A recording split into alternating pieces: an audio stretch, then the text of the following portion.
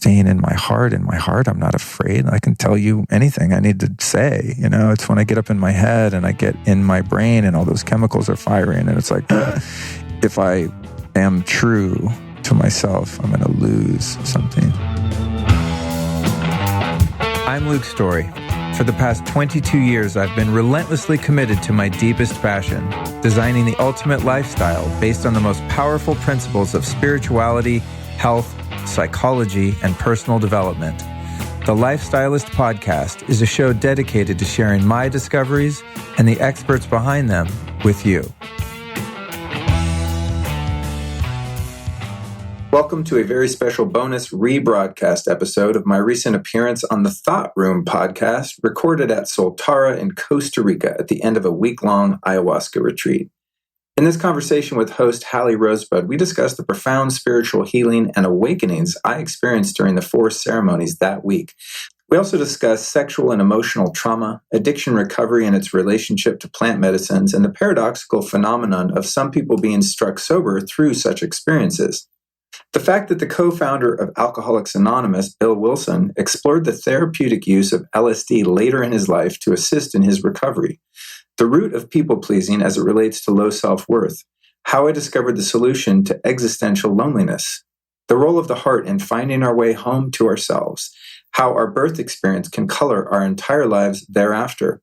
How I performed psychic brain surgery on myself during ceremony. How I discovered how to embrace and care for my inner child as a mature adult.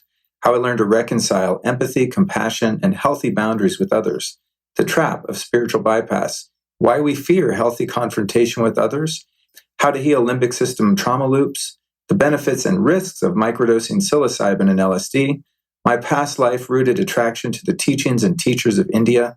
The folly of attempting sobriety while still smoking weed. And finally, the spiritual awakening I had the morning I woke up in rehab. This is one of the most vulnerable and intimate conversations I've ever had. And while it's a bit nerve-wracking to publish it, I feel that it might be helpful to listeners who are working to overcome similar challenges of life and spiritual growth. So enjoy the show, and if you find it beneficial, please share it with someone you love, and make sure to click subscribe on your podcast player so you don't miss this Tuesday's episode, number 284, Psychedelic Psychiatry and Cosmic Connections with Dr. David Rabin.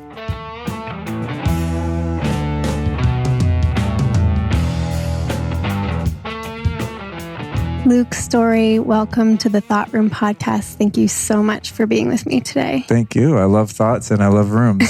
Wonderful. We're off to a great start. So we're here at Soltara Healing Center this week, and you're a guest here.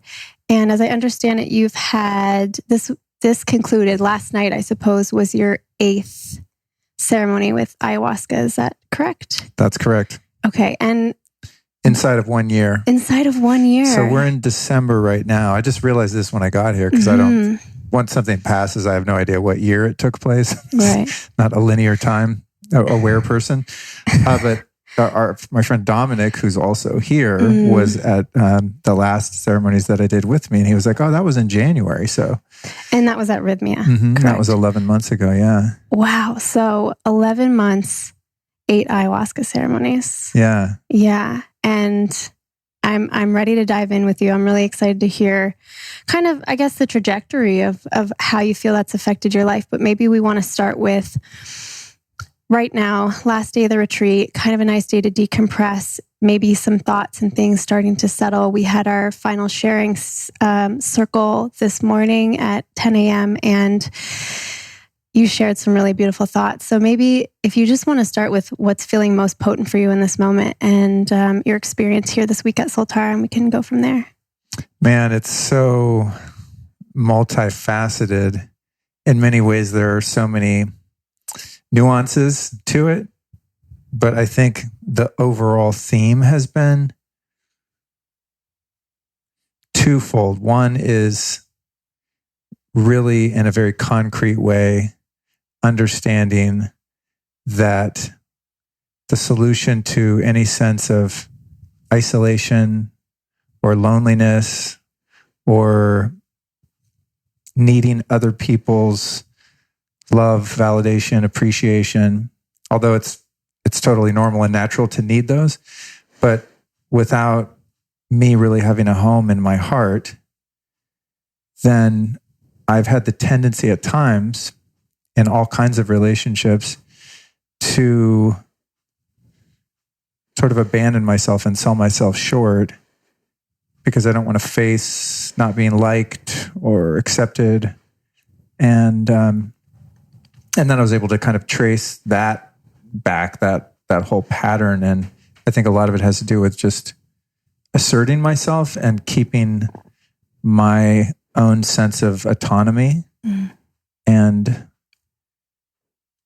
not being apologetic for being who and what I am, unless it's warranted and I'm being a dick. Right. There's always a time for amends, but I've noticed a pattern in my life of feeling a bit disconnected from people at large, and going back way early on into my early childhood, feeling this existential loneliness, just kind of like alone in the universe. And even in familial relationships and in school early on, I never felt a part of.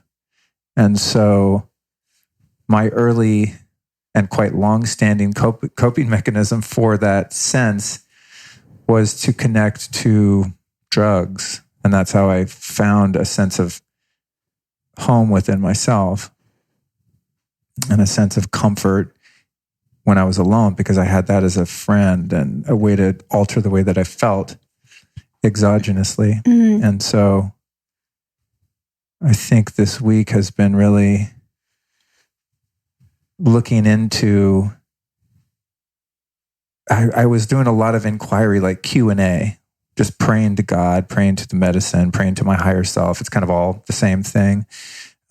So I've kind of, I've got stuck on like, well, who's giving me these answers? Is that ayahuasca? Is that the God? Right. Or is it my higher self? And it's all of those. I think it's contextually speaking in the macro, it is God as a whole, or spirit. And sometimes those messages seem to come through the consciousness of the medicine or the consciousness of my higher self. But what really started to become clear in, I think it was yesterday's ceremony, was that I've always been looking for a sense of family. And so I was kind of praying about that. Is what's missing? Is that feeling I have because I don't have a wife and kids and like have that nuclear family unit that I never really experienced for any extended period of time as a kid. I left home at 14 and that was it, And so and the answer came back, it's like, no, it's not that. They can't fix you. You can't get a sense of feeling at home because you add people to you. It's like that would be more home is where the heart is. It's like you'd have to have like this cozy house and people in it for you to feel in your heart in that situation. And so the phrase that came to me, which ended up really kind of being unpacked into a much deeper meaning, was heart is where the home is. And so it became so concrete and tangible to me that sense of, not all the time, but an underlying aura of isolation, even with people. I'm a people person. I'm an extrovert and I'm pretty alpha and like emotionally in tune and able to access empathy and compassion and really feel into people. But at the same time, there's often this sense of separation. And so it had a lot to do with just the application of that truth as a takeaway of just really staying within my own heart and having a true sense of self and belonging and contentment within me, and really finding my home within my heart. I mean, even my physical heart and ethereal heart, both. And that when that's present, then the addition of other into that space will never compromise my own integrity and my own self-love and self-worth to the point where I then abandon myself to keep that security from other. And so it's like a very profound realization that, yes, we need people and I need people, and there's nothing wrong with needing people. We need hugs, we need sex, we need affection, we need understanding, we need to be heard, we need to hear others, we need community, we need connection. And I think in my life, that connection was always being substituted in one way or another, and there have been, of course, real connections too, but it was like, the primary connection is to the self. And then that sort of led me back to thinking about, well, why didn't I ever develop that sense of self? And then I could go back to my very earliest abuse as a kid when I was 5 or 6, and there was a lot of it throughout my childhood and adolescence and even into my adult life to some degree. In the adult life, more so brought on myself, whereas as a kid, I was an innocent bystander, but it's that my innocence was robbed so young that my inner sense was not developed. And that's how the medicine works with me, through words. There's always these double meanings and these stacks of different applications of the words, like a verb will turn into a noun and vice versa, and the whole language gets kind of jumbled up. And so I thought, and I had that realization last time. I had this deep experience of losing my innocence as a little boy, and really felt through that. It's not something I've been suppressing or not looked at. I mean, I've been to therapy. I've done all the things to deal with that in, out there in the I was supposed to say the real world. I don't know which one's real right now at this point. I think they're both quite real.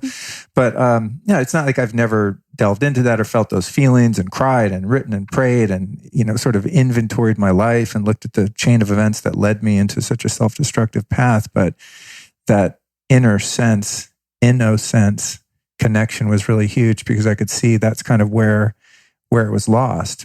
And then going back to January's ceremony, one of them, I experienced in a very brief and subtle way my birth, and sort of just had a really quick little vision of it. And I wasn't even in that kind of hallucinatory state of the medicine. It was actually a night where I didn't really feel anything. I was just kind of bored and my mind was wandering. And I sort of had this vision of my birth, and I was born, and the nurses grabbed me from my mom and threw me down the hall in this incubator. And then they just shut the door and left me in there alone. And it was like, oh shit, that was the first abandonment. And I thought, well, maybe that was just a dream or a fantasy that night. And I texted my mom the next day, and she said, oh no, that's exactly what happened when you were born. I was like, whoa, holy shit. She's like, yeah, they left you in there for 3 or 4 days and no one could touch you or come in there because there was a risk of infection or something. And so even then, coming out into the world was this sense of isolation. Because you're not isolated in the womb. It's like you are your mother. You're part of her. But when you're out, if I get the sense that if you're not immediately swooped up and held and made to feel safe and made to feel connected and a sense of belonging, that it is likely difficult to establish that later. And especially if there's an onslaught of trauma and abuse that comes within those next few years, so that's been a huge revelation. And there's of course more, and I'll sure we'll get into it, but it's just like seeing that thread from day zero, or I guess day zero, out of the womb and into the cradle of the material plane, is that there's been a sense of being alone. And then not a sense of being at home within myself, because I didn't know how to access that. And so much futile effort has been spent tried to achieve that sense of connection from the outside in, through people, through controlling how I feel, controlling my environment, and even after, escaping narrowly from a life of drug addiction and quite possibly and likely prison, and that whole, the trajectory that I was on, is now I'm really seeing that so clearly, seeing that thread and seeing how that manifests. And going back to the day when we set our intentions, my intention really was to see, looking back at some of my relationships in business and friends and romance and all ways that I've interacted with other people, there have been many occasions where I've put myself in harm's way and remained in situations that were hurting me, where I was treated poorly, and I stayed for that for periods of time, in some cases many years, out of fear of being abandoned and left alone again. Yeah, you said something this morning that was, I forgave myself for not standing up for myself. Wow, I forgot about that. Yeah, that's true. Yeah, I think when I was going back and just looking at myself as a kid and those early situations in which I was powerless over my environment and circumstances and had no way to defend myself, I don't know that I blamed myself for that, but it was just like, oh God, little Luke, I was kind of just talking to that kid, just going, dude, like, what were you going to do? The grown-ups are abusing you. You're a little kid. You can't, there's no defense for that, And so, and then also forgiveness as an adult when I did have a choice. But see, what I find is that those trauma imprints in the brain, in the physical brain, and I guess kind of in consciousness and mind too, to some degree, are so deeply rooted that even as an adult, when I have full authority to take care of myself and have healthy boundaries and walk away or confront people when they're inappropriate or something like that, I was still living from that little boy inside that still didn't know how to find a voice. And so I had to forgive my adult self as a man. Now I'm almost 50 years old and I'm like, fuck, I still have that little boy in me from those early scars that is afraid to say, you know what, fuck you. And just walk from any situation that's not serving me or a situation in which I'm not being honored or respected. And so it's not about those people and being a victim. It's about me going, shit, I need to take responsibility for myself because I'm not a little boy anymore. Now I know better. And, having to forgive myself for that. And then also I just did a lot of, I don't know, it's crazy. It's crazy, but it's not. But I really went into that inner child and just, kind of forgave him and myself and just said, we're not going to come from that perspective anymore from those early experiences. We're starting at a new turning point now in a new paradigm where adult Luke is going to handle shit and is going to be more discerning and have more prudence and more wisdom and be less naive, less gullible. And, yeah, and you all clear up the rose-colored glasses a little bit, because I really give people the benefit of the doubt, and I really see the purity even in the most wretched folks, because I just know what's underneath that, and I know anyone that's hurting people has been hurt, and so I see that hurt kid within the perpetrator, as it were, and so it's like I've always just been like, well, that's not the real them. So I can just love on the real them. And eventually, like, they're going to feel that I'm authentically loving who they are. When I look in their eyes, I see like their lifetimes. I see their genes. I see their past. I see their trauma. Like, in some level, I really feel into that. And I think, well, once they see that I see, then only the good will come out. And that's not always the case, because people still karmically have to work through all of their demons in order to be able to activate and embody their higher, true, divine self. So one of the other like plays on words was, I was kind of, again, asking questions and looking, and I thought, well, the reason that sometimes I get in a situation like that is because I see someone's soul, and aren't you supposed to do that? It's like, what, I'm supposed to see the surface, them, their personality, mind, ego? That's not who they are. I want to get to the real person as quickly as possible and like really suss that out. And the answer that I got back was, yes, Luke, see the soul, but also see the whole, as in WHOLE, see the whole picture of not just people, but in any situation, you know, in other words, like grow up and, you know, don't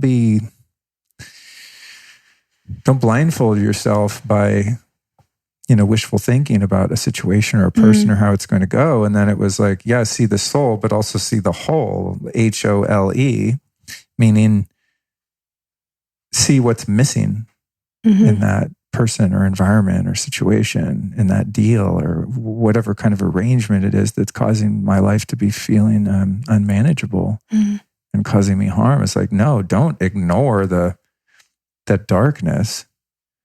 It needs to be acknowledged, and then I can make better decisions with full knowledge of the complete picture rather than just seeing kind of what I want to see or having this sort of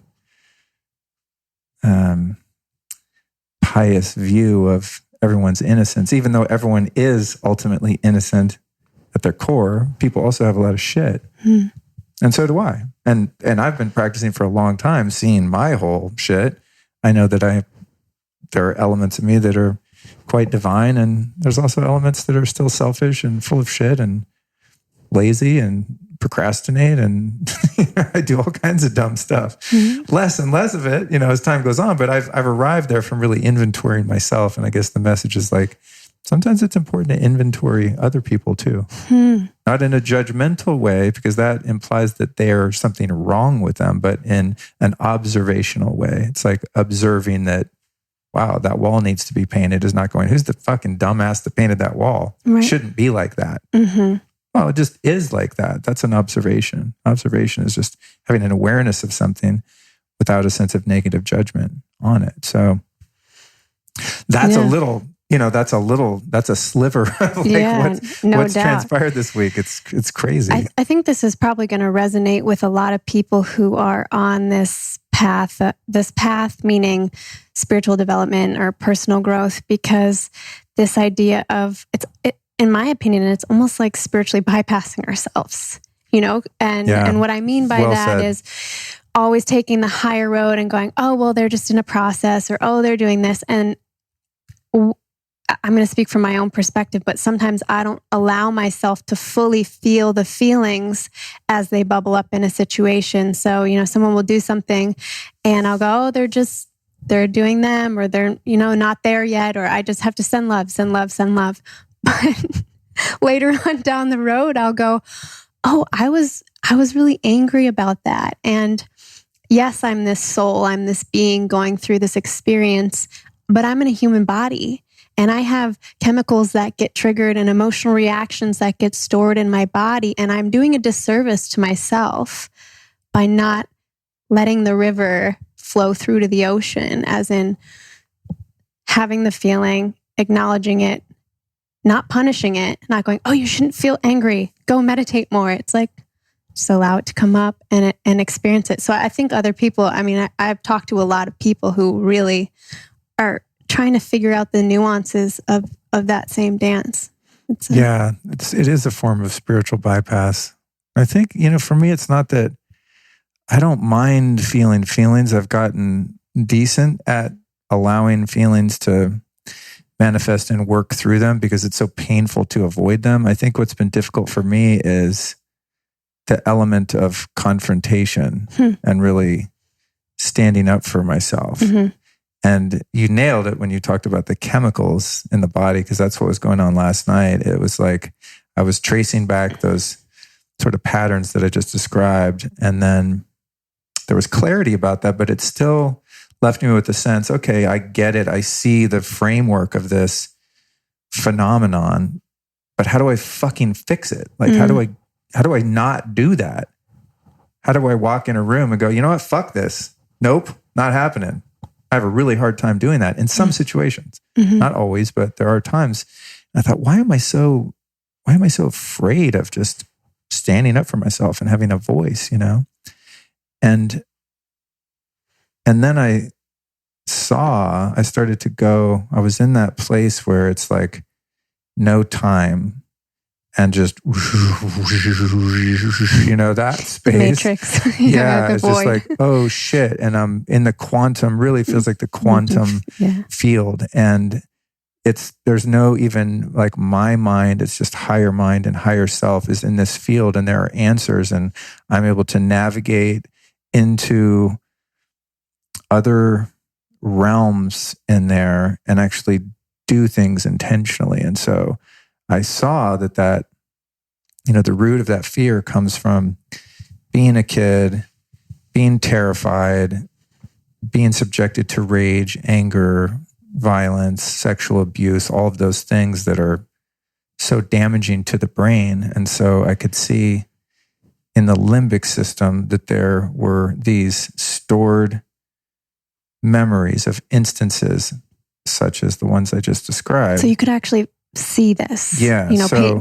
So in the hippocampus, I think it's called hippocampus, not hypercampus. No, hippocampus, I believe it's called. And I could botch this. It's just what came to me. You know, I was like, oh, this is what happened. And then so those memories get stored in there in the subconscious. They're way back there, and they're in a bank. And then in adult life, when a situation that's similar happens, there's a signal between the hippocampus and the amygdala goes back to the hippocampus to find a point of reference for a similar experience or feeling. And when it gets it locks onto that and then squirts out adrenaline and cortisol into your fucking bloodstream. And then you're in fight or flight. Then I don't typically fight until it builds up for a while. And then I will lose my shit in a very healthy way that actually feels really good because I finally can't take it anymore and I find my voice. But what I usually do is I freeze. You know, I'm just like, if they can't see me, I can't see them. And that freezing is a response to that limbic system overreacting to a situation that doesn't warrant that. It's like, all I need to do is like tell the guy next to me in the parking lot, hey man, would you mind parking a little further away? You know, you're about to scratch my car. So just something like that. And I'm like, oh, I can't say anything. Like, I don't want to get in a fight. Like, I don't want bad vibes. Like, it's okay. I'll just leave it. Like people pleasing and shit like that, you know? And so when I started to see the anatomy of the brain and the source of those memories and how that works, at least how I was shown, anyone with a deeper understanding of the brain listening might correct me, and please do, but it doesn't really matter, you know, if I have the names and the different components of the brain right, but I'm pretty sure it works something like that. And so I actually went in there and I was doing this psychic surgery on my brain, and I was removing the connection between those thought forms and subconscious memories in the hippocampus. There's a hippocampus, I think a hippocampus, disconnecting those from the amygdala and then like surgically moving them away, those connections, and then also lovingly and compassionately communicating with the amygdala and just saying, hey, listen, I really appreciate that you've been doing your best to keep me alive in the following ways. That when you see a situation that is familiar, you go back and grab one of those other memories and then you make that connection and you fill me full of chemicals. And I know you're doing it because you love me and you want to protect me and you want me to be ready, to be poised to fight or flee or freeze. But I don't need you to do that anymore because I'm a grown-ass man now. I only need you to do that when I'm about to get in a car accident or hit by a train or miss a flight, or when I really have to mobilize my faculties legitimately for something that is real that's happening now, not something that is an imagined now, that if I confront myself in a situation or stand up for myself, that I'm going to be hurt or abandoned or violated or whatever the case may be. And so I just said, listen, you can work like 1/8 as hard as you do right now. I just need you there in a real emergency, but you're free to go. Just let it go. It's okay. We're safe, you know? And this went on for a while of just like really going in and just, I don't know, it's a psychic surgery, the only way I can explain it, you know? And then it's like, well, let's see if it worked. I don't know if the surgery was successful or not. I've not been in a situation in which I'm triggered. And I imagine, you know, realistically, I will quite possibly experience situations in which I'm triggered. But I do have a sense now that I'm going to give less fucks about what other people think when I need to take care of myself. And in finding my voice, it also occurred to me that in the last 4 years or so that I've been doing what I do professionally now, which is what I'm doing right now, is I use my voice. That's who I am. I talk, and so it's a matter of applying the authenticity that I'm able to access in moments like this, where I know that I'm being real and authentic in situations that are scarier.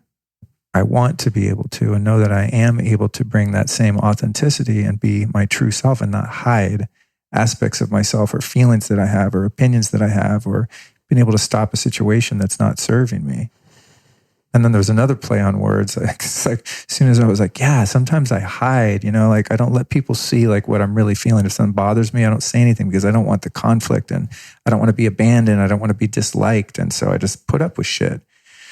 And I said, yeah, don't hide. Don't be like chupacabras. Chupacabras is out there hiding in the jungle.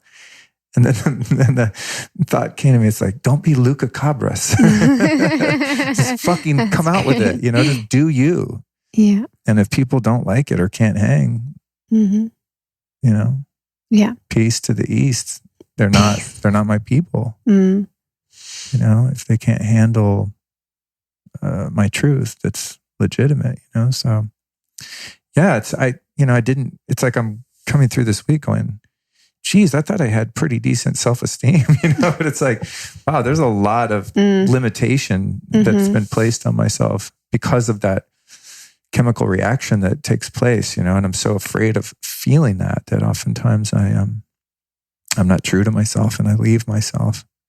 And that goes back full circle to that staying in my heart. In my heart, I'm not afraid. I can tell you anything I need to say. It's when I get up in my head and I get in my brain and all those chemicals are firing. And it's like, if I am true to myself, I'm going to lose something or not get something that I want. Those two primary fears. I'm going to lose something that I have. I'm not going to get something that I want.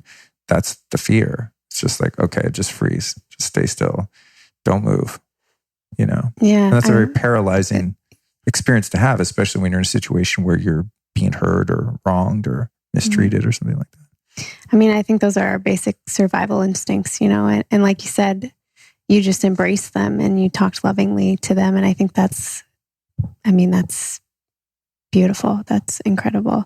I want to go back to what you were saying about this kind of deep, sort of ubiquitous loneliness that you were feeling as a child, and how that spiraled into your eventual, you said, drugs, but I'm assuming you mean using recreationally. And I want to ask for you, coming from that journey, entering into something 11 months ago, like ayahuasca. That's quite a leap. And, well, yeah, I mean, you had this experience, with drugs, and this, for a lot of people listening, would consider it a drug. Other people would consider it a medicine. So I'm curious about your perspective and how you were able to kind of bridge that gap to take a deep dive into doing something potentially pretty scary. Well, when I did ayahuasca in January, at that time I was a month away from being 22 years sober. I mean, like sober, No drugs, no alcohol. No.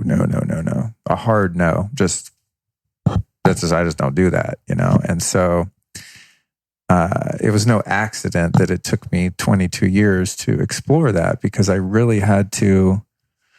There was a curiosity about it, but never really a desire. So I didn't have to examine it that hard. But when the curiosity started to sort of well, because I would just hear more stories and it became more prevalent in some circles that I roam in, not so much with sober people. In fact, there was only one sober person that I knew of that had done it. And I remember hearing about that and I was like, oh, that guy's using. I was like, oh, he's not sober anymore. He did ayahuasca. I was like, whoa, stay away from that guy. Like, that's bad news kind of thing. This is many, many years ago. Wow.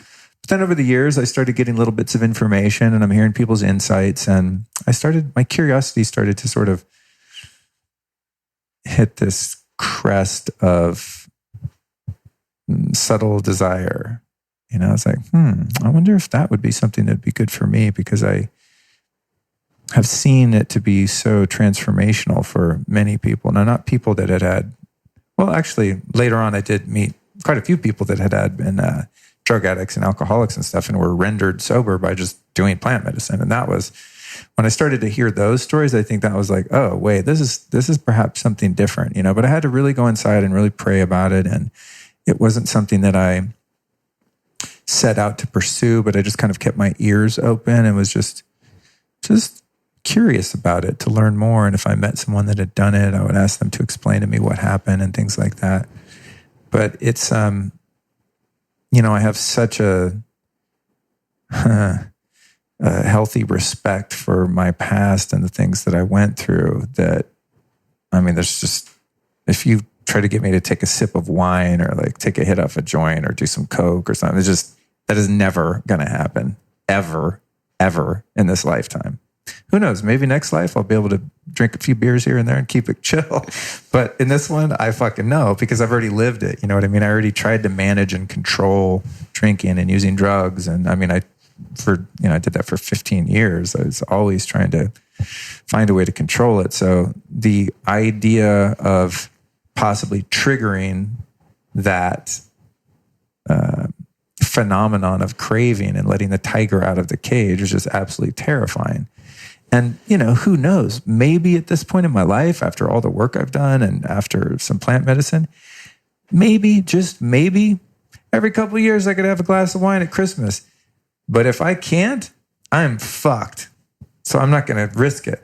It's just where I came from is so destitute and so painful and so degrading and demoralizing and so lost and so dark. There's just no way that I would ever take that chance. So I had to make sure that plant medicines weren't that chance. And I had to become really convinced. And that was just having to do with a lot of self-inquiry and really starting to ask more people about the experience of sober people doing that and what the results were. And does anyone ever go off the rails? And as far as I could tell, it's quite contrary that most people that have had drug abuse problems that do iboga, mostly like with opiates, it seems to be iboga, but alcoholics and other drug addicts and stuff of varying degrees of severity will do plant medicines and they're sober now. Like they didn't go to rehab, they didn't go to AA, they did plant medicine, they had this awakening. And it started to occur to me that really in traditional recovery, the way that I was able to recover from my addictions, which were multiple, was by having a spiritual experience and surrendering my life to God. And it's just one day I prayed and something absolutely phenomenal and indescribable happened to me. I was just set free, and there's no possible way that was anything other than God hearing my plea and my petition to be rescued from that bondage. And I was.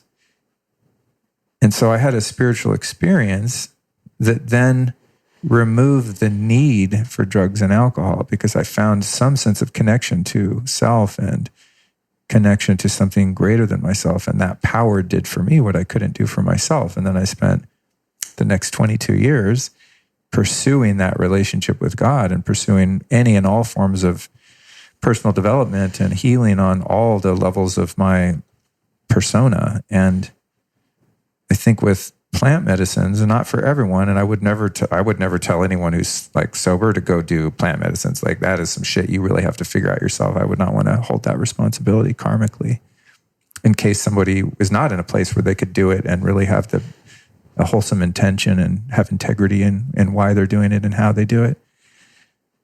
But for me, it's like I look back on even the origins of Alcoholics Anonymous and that's where most people in the world have been able to escape from alcoholism and addiction the world over. I mean, it's the most successful method that's ever existed in recorded history by far.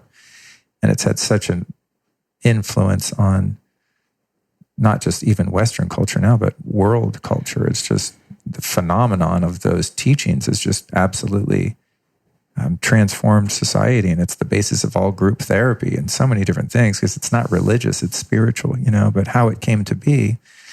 And I was telling this to Melissa, who was unfamiliar with the story, as most people aren't, unless they're, sober or something. But the co-founder of AA checked himself or got checked into a hospital because he was just, hope to die alcoholic. And while he was going through DTs, he had this, what he called a white light experience, and the room was filled with light, and a holy wind blew through the room, and he saw God, and the guy was rendered sober in that moment, and he was like, really like hope to die, gnarly alcoholic. And so he realized that a spiritual experience was the answer to that affliction and set about to meet someone else. And, it's a whole long story, but that's the basis of how most people on the planet that are able to escape, which is a very small minority of people that are so afflicted, that's how they get out.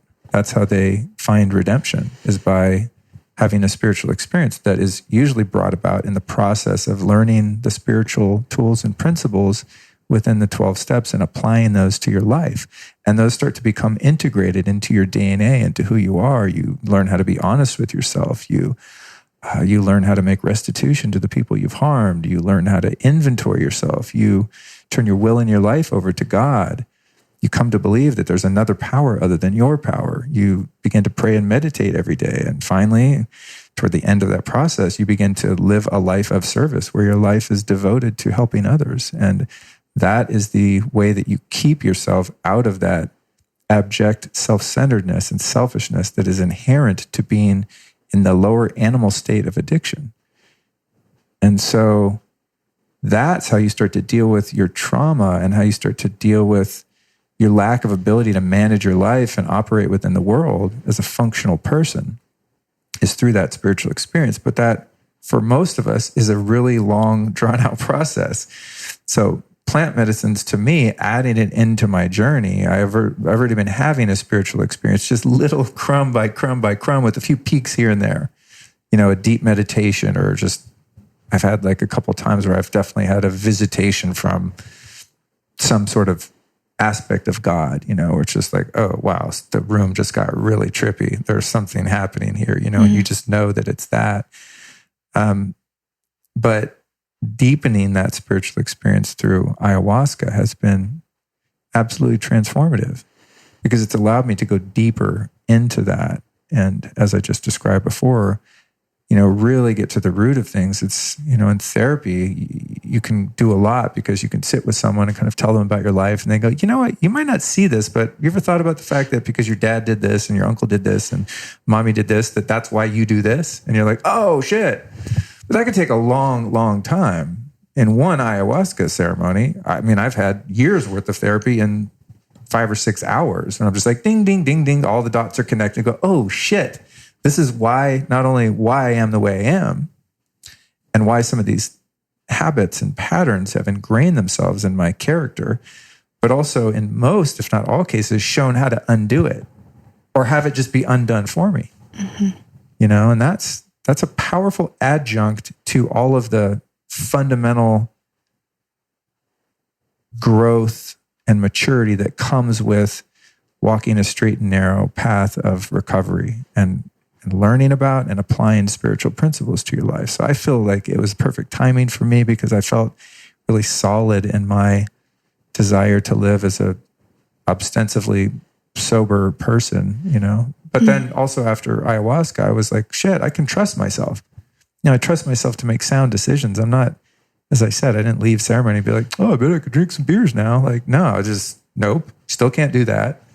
But I started microdosing psilocybin. I go, wow, God, I get a lot of work done. I'm very focused and creative on the days that I do that. And I've microdosed LSD and ketamine and other things intentionally with the purpose. And when I say micro, I mean micro, as in barely discernible effect, and absolutely able to drive and, go to court or do, just be completely, actually even feel almost more clear and more sober, but I would have never done that before. Like 2 years ago, if you're like, hey, you want to microdose LSD? I'm like, fuck no, are you crazy? I'm not taking LSD. Right. But I started to, just meet different people in different circles and see the efficacy of some of these things, especially as it pertains to neuroplasticity, which is what I was really doing last night in that quantum field, was going in and using intention and creating neuroplasticity and rewiring my brain. And you have the ability to do that, I think, with a lot of different medicines in the psychedelic realm. So it's a strange place to be. And also I had to really own the fact that I could be judged negatively by people within my social circle that know me as a person that's sober, and they might think now I'm not, or is it still valid to say, oh, I've been sober for 22 years. It's like, right, I don't know. Because where's the line, right? I guess it depends what your definition is. I mean, if you're talking strictly, then I guess not, but I still consider myself that way. And I also had to look at my attachment to that identity of like, it's when you're sober for a long time, it becomes a badge of honor, because you meet if I met you and you were sober, I'd be like, how much time you got? And you're like, 4 years. And I'd be like, oh yeah, I got 22 years. Right. It's just, the ego will feed on any stupid shit it can, it's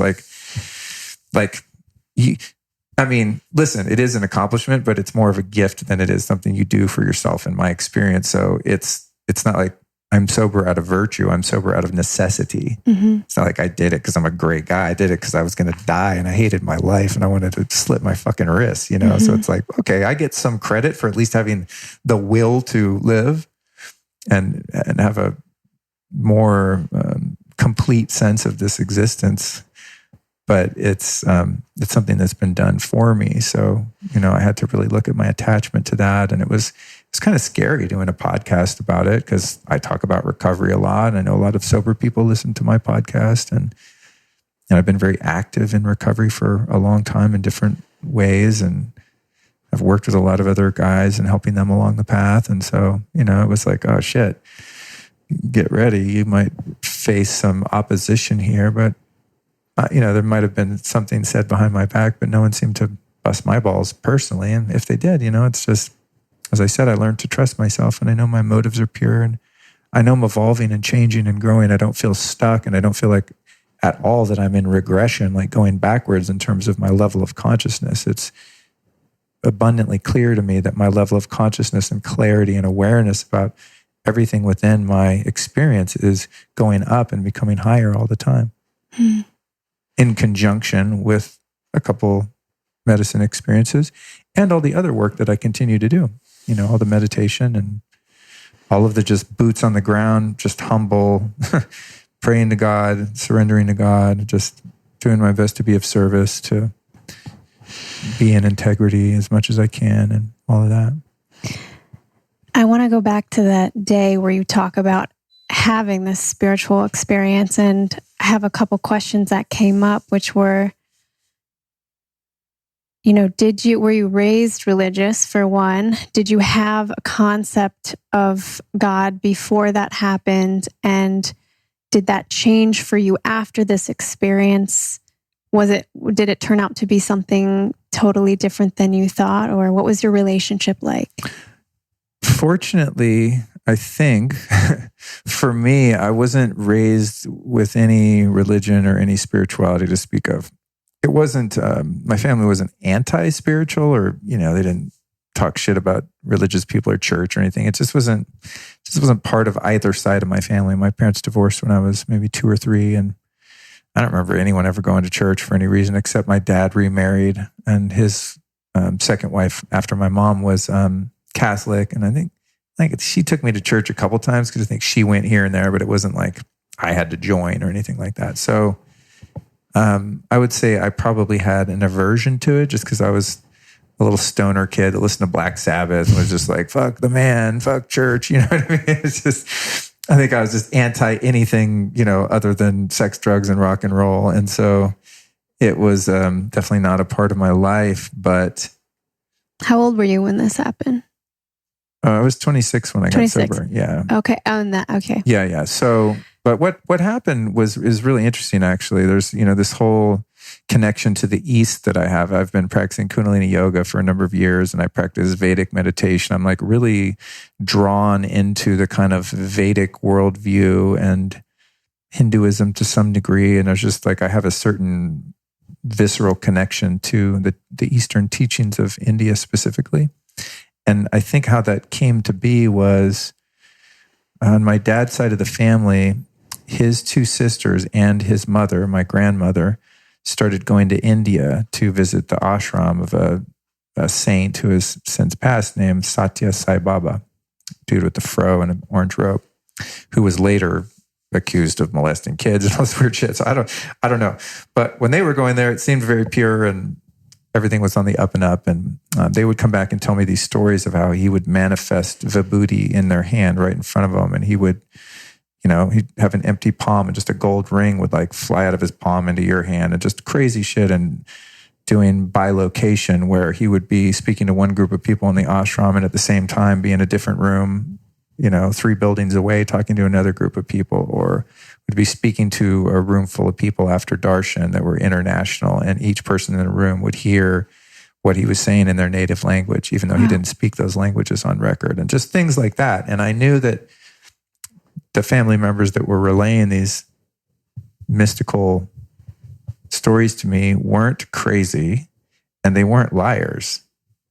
So I just was struck with the idea that there was some truth to that. And that was very fascinating to me, just out of a curious place, just the miracles that the cities that some of these sages are able to perform. And I've since come to understand that there's a lot of them that have been able to do this. And it doesn't necessarily mean that they're, any more enlightened than the rest of us. They've just accessed and harnessed a certain way of manipulating physical reality in a way that's uncommon nowadays. And so anyway, I was really intrigued by this. And so they gave me like a little Satya Sai Baba book. And then my cousin Aaron gave me a book that's become one of my favorite books. It's called I Am That by Nisargadatta Maharaj. And I remember trying to read that. I'd be all high and I would just be like, God, there's the answers in this I Am That book. Like I knew it was in there, and it's really about non-duality, and now I read that book and I'm like, duh, like I totally get it because I've, been working on that framework for a long time. But that book, I think, really got me, even though I could only read a couple pages of it and I didn't fully get it, but it just showed me that there was another side of reality because I was so deeply entrenched in the earth plane and just in survival mode and just living at that base instinctual level and didn't have access to the higher realms unless I was able to use drugs that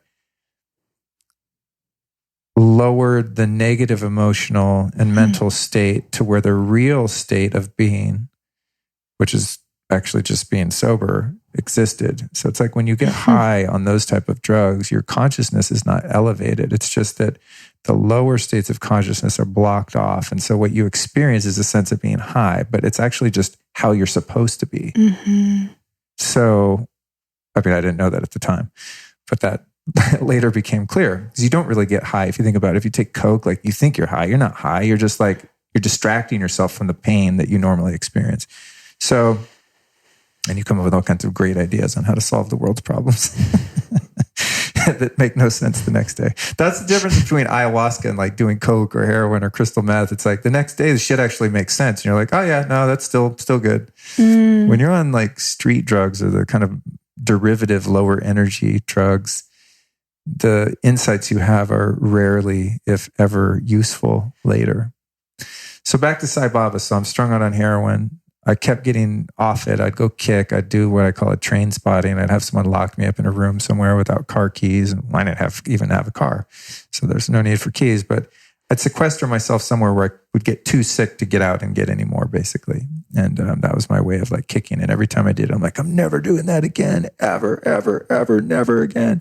I'm just going to drink and smoke weed. That was always my big plan. And so the times in between started to get shorter and shorter and shorter and shorter until it was like I would go kick. And then a week later, as soon as I felt good, I'd be back on it again. And it was like, oh man, this is not going to end well. And I started just become very aware of the reality that it wasn't going to be long before I got rolled or robbed or arrested or OD'd or, I was like getting to that place where it was getting real sketchy and dangerous. And I was, hanging around with people that were just really dark street people and, gangs and just all this weird shit. So anyway, I got those little Sai Baba books and I started praying to Sai Baba, and I felt totally stupid, but I didn't have anything else to work with, and he had done these miracles and helped other people. And I thought maybe he can help me. So my prayer was like, can I just smoke weed? Could you, orange robe, man, can I just like blaze and just, I swear to God, I won't do anything else, but I want to smoke weed all day, every day, all night, every night, 24/7. And then I'm good. Cause I kind of was, I love smoking weed. I mean, it made me, dysfunctional and numb and lazy and tired. And, it was no way to live ultimately, but I could still kind of find some relief. And, that prayer didn't work. I kept at it. And then when I went into that treatment center, the experience I described on February 15th, 1997 was checked in this place, just hammered. I mean, it was one of the best drunks of my whole life, to be honest. I was just shit-faced drunk and just having a blast because it's like I was going up in front of the firing squad. I was just like, you know what? Fuck it. I'm done, And wow. My mom drove me out to this rehab, and I remember I was in the parking lot. I still had some beer. She let me stop and get some beer at the liquor store, and I was pounding them in her car the whole way. And I was like, glub, glub, glub, glub, glub, in the parking lot, like hyperventilating my last joints, And I'm like, I got to get as fucked up as possible just to walk through that door. And then finally they were, my mom. They're calling my mom, like, dude, we're closing. Like, is this kid coming or what? And she's like, you have to go. And she dropped me off. Came to the next morning and was like, oh shit, what have I done? And just woke up all hungover, like, oh my God, I'm in rehab? Dude, I can't do this.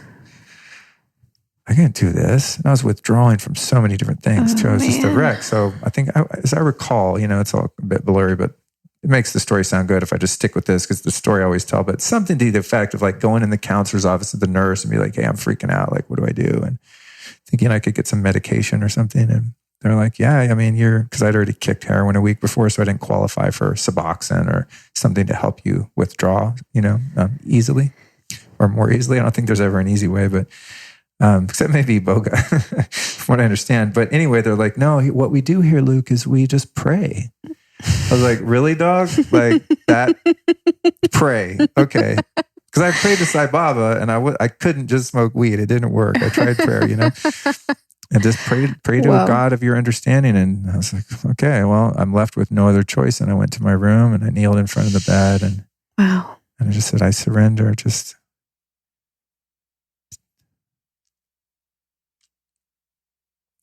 so quite a pregnant pause. I just said, please help me, man. I can't do this anymore, And it wasn't like anything happened, I wish it was that the walls started reverberating and the curtains blew and I was filled with a golden light through all my chakras or something. But it was just, I was still miserable, still in pain, still sad, still depressed, still broken in every way possible. But in that moment, the desire and craving to drink and use is completely gone. And for someone like me, where I had come from, that had never been gone for 5 minutes. I was just always on 24/7. And I would wake up in the middle of the night to go to the bathroom and do drugs. I mean, I couldn't breathe a sober breath at all for a long, long time. And so as the days wore on there, and it was really difficult and everything, but I sensed that something had been done for me because I wasn't like, I'm going to get out of here. I'm going to run away and find a liquor store. It's like I surrendered into that and just was like, I know I can't help myself. And it seems as though whatever this thing is that I asked for help has already helped me. And that was the mustard seed that had been planted that gave me the curiosity and the desire to find out what that was.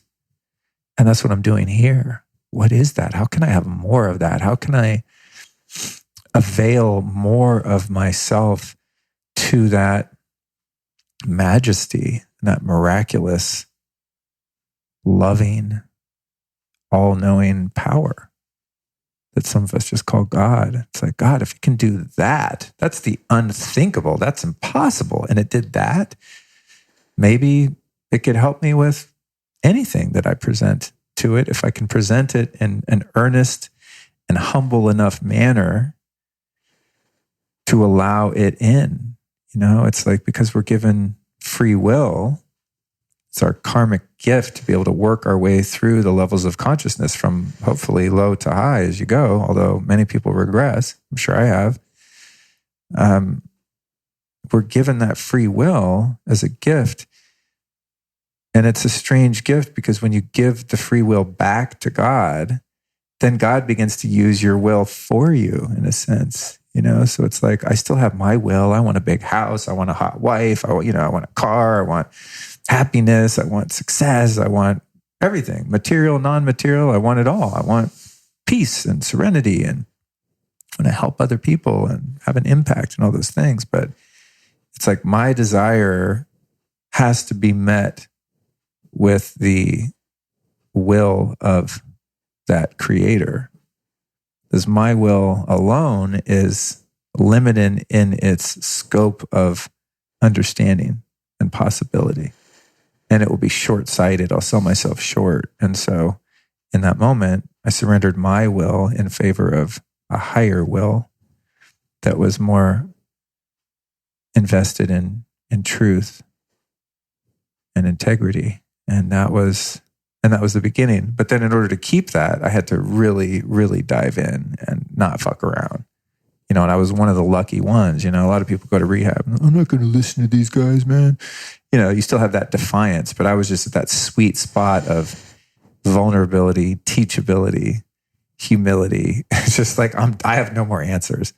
I'm done. I am done. I never, ever, ever want to drink again, or anything else. And so, because I had that sincere desire and a willingness to do whatever it took, they gave me a plan of action. In 28 days, when you leave here, here's the things that you have to do. And I didn't balk. I did everything that I was told. It was maybe the first time in my life that some sort of authoritative agency of some kind suggested or told me what I was to do. And I said, okay, I'll do it. Because the alternative was so excruciating. So that's the story of a boy named Luke. Wow. That is, that's so powerful. And I think definitely in working with this medicine, and, I've been at Soltara since November 1st. We're in 2019 and we're now in December, nearing Christmas. But one thing that I have definitely learned in my last 7 weeks here working with the medicine, and my time here as a guest in May of this year, I guess I got to sit with you last night, and that was ceremony number 11 for me in the last 6 months, I guess. Damn. Yeah. That's a lot. And it's a paradox, man. Like, surrender is such a paradox. It's like we have to get to that rock bottom and, like you said, almost like give away or offer. It's not a giving away. It's like an offering of the free will, almost like you're putting it on an altar of the divine. It's like there's nothing left to do. I personally have had moments where I was crumpled, crying in the bottom of the shower, being like, Earth, just fucking swallow me up. Like, I don't want to be here anymore. And everyone's telling me how good I have it, and I don't feel it.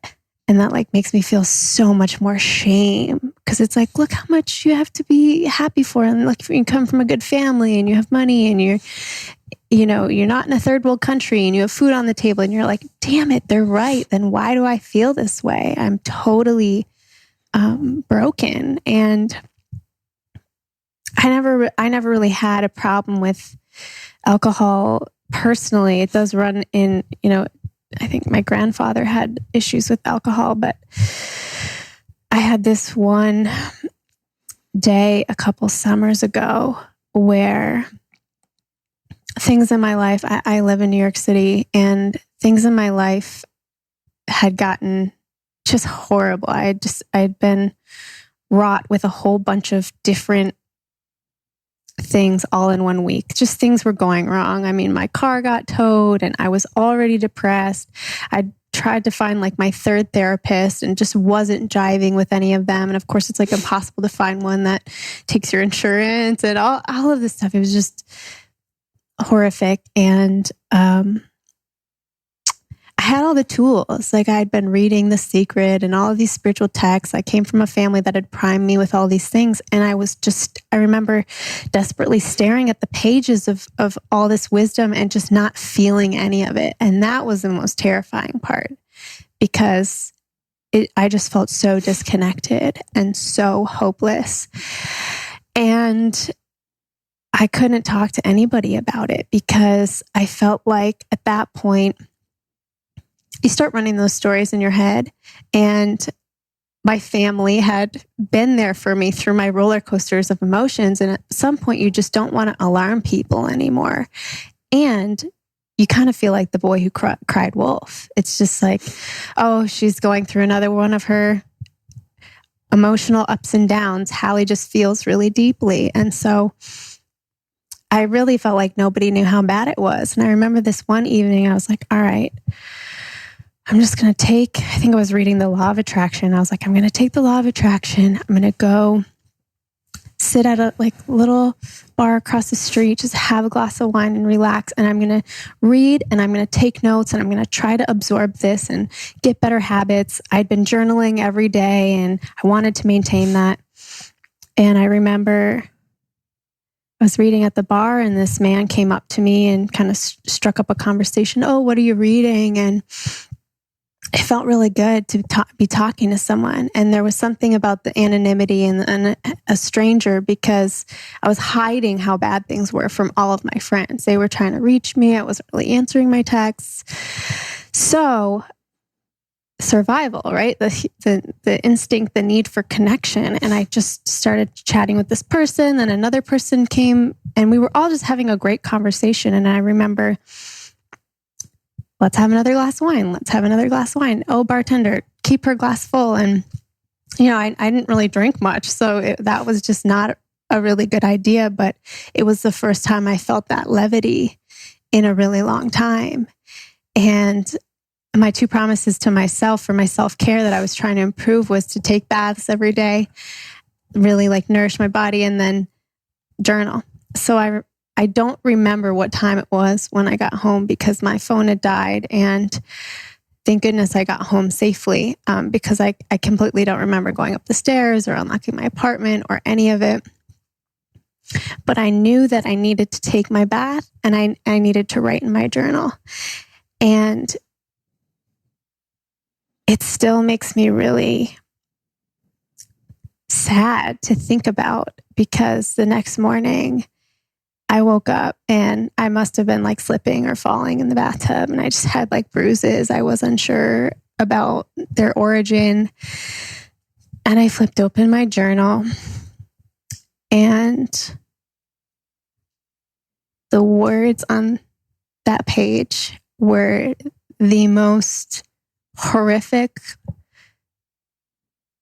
illegible chicken scratch hatred that I've ever seen. I mean, it was a step away from wishing death upon yourself. It was just how could I'm in this state right now. This is so embarrassing. I'm trying to make things better. See, I knew I wasn't, worth anything. And I remember the next day, I did not leave my apartment. I felt more isolation, more pain than ever before.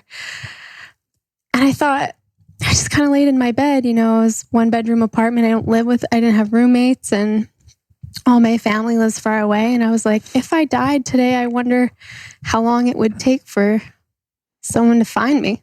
Would people even know? I've been avoiding everybody. The weight of that story, like how insignificant you feel when you say that to yourself, was like, that was my moment. That was my moment. I was like, dude, something's got to give here. So, that wasn't terribly long ago. And I think that I was in an addictive cycle with my own suffering. Like this. And I think a lot of that came from childhood stuff. And, by no fault of anyone's, my parents had a divorce when I was 9, a 3-year custody battle. And that really fucked with my sense of security and trusting people, because there were lawyers involved. And 9 years old, I had my own lawyer because it had to be, separate from theirs. And we were just like, it was a mess. So of course that made me super vigilant my whole life, and the suffering. So that was part of what I had to address when I first came here, was my own addiction to suffering. And I think a lot of us have that, and we don't even realize, but it's a chemical thing. Damn straight. Yeah. Thank you for sharing that. There's a great book called The Big Leap by Gay Hendricks, and he uncovers this concept called the upper limit, where if you've not experienced liberation, freedom, happiness at high levels, and you have gotten addicted to those lower states of felt being, that there's this ceiling that you can't surpass. It's like you literally can't be happy, and nothing will make you happy because you don't have the capacity to reach that, because you have the self-imposed sort of governor on your capacity to experience joy and fulfillment and meaning and those things. It's a fascinating book. I really hit home. I was like, oh my God, because I could sense there've been so many times where I'm on the brink of actually feeling like I'm okay and life is positive and there's hope and faith that things are going to continue to get better. And it's like, no, Luke, don't fool yourself. You're meant to, that's for those people. You're meant to be depressed and have a sense of lack. So just stick with that. Don't even try to, jump in the deep end of the pool. Just keep it surface and just do your best to survive, that kind of thing. But again, like with so many of these things, when you become aware of it, that's the insight. I see what that pattern is now. Well, what would happen if I was just super goddamn happy? Maybe I can be that way, and start to explore that, because you do get addicted to being miserable. It's it's crazy. It just becomes the modus operandi. That's just how I am. Everything has to be a struggle and a fight, and it has to be frustrating and disappointing, and have to be afraid and have anxiety and be sad and all of those. Yeah, I think feelings. we all know somebody like that, probably. And to take it a step further, I think, what would it be like to be happy all the time, but then to not attach to being happy is like taking it the step further. Right. Because if we attach to being happy, then it becomes something we can lose, and then there's fear, and then it starts that whole cycle again. So just, this is what it is in this moment. I can find joy, I can find happiness in talking to you, in this air conditioning, in this beautiful day that's outside, in the nourishing food that I'm going to eat. And that's in the now, that's in the right now. And I think for me, at least, that's been critical to this new path I'm on of, it's not always perfect, but I'm learning to have fewer of those episodes where I feel like I'm worthless. They're few and far between now. And I think that comes from cultivating awareness, mindfulness, and just staying in the present as much as I possibly can. Yeah. Hot damn. Luke Story, thank you so much for being on the Thought Room. I feel like we could riff forever, quite honestly. That tends to happen. I know. So we'll just have to rendezvous another time somewhere in the world. For sure. But before we hop off, was there anything else you, one, wanted to share about your week? And two, how can people connect with you and find you online? I think what I'd like to share about the week is that there are many windows that open into the mansion, and ayahuasca is one of them, and there are many others. So find your window. And where you can find me, social media wise, most active on Instagram at Luke Story, STOREY. I constantly do lives and stories in there of all of my interviews and hijinks and things like that. My podcast is the Life Stylist Podcast. I don't know whose will come out first, but it's probably going to be a 2-part series or maybe even 3, depending on how long it ends up being, about the whole experience here at Soltara. And I also did one of those about rhythmia earlier this year. That was a 3-parter. It was like 6 hours worth of stuff. There's just, a lot happens in a week. Even to boil it down to 6 hours is hard. And then my website is lukestory.com, and all my videos and speaking appearances and the podcast show notes and all that kind of stuff is there. That's kind of the mothership. But maybe the podcast is the best place to just kind of dive in and find out what I'm up to. Perfect. Thank you so much. Thank you.